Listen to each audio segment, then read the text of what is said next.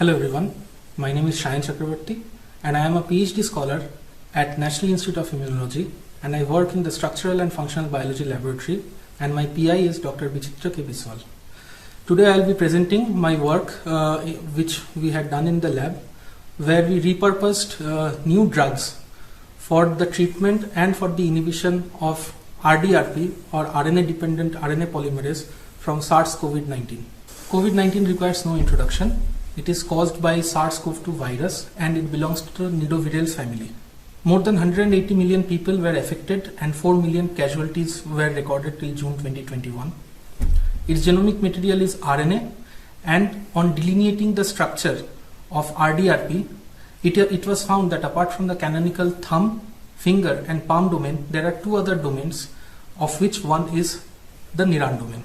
Here we give references of two papers where it was earlier shown that these nidovirus RNA polymerase can have other non-canonical functions, of which kinase-like activity was also predicted. Therefore, we did in silico studies and we predicted that the Niran domain of RDRP has kinase-like folds.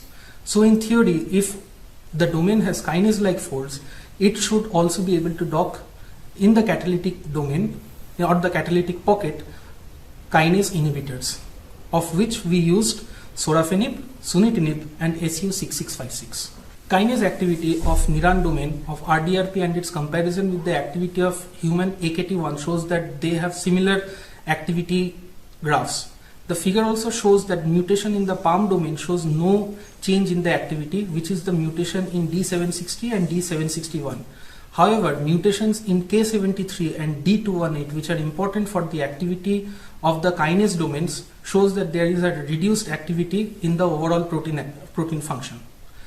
Then sorafenib, sunitinib and SU66 were found to inhibit the kinase activity of both Niran RDRP and SARS-CoV-2, and also in the case of human AKT1.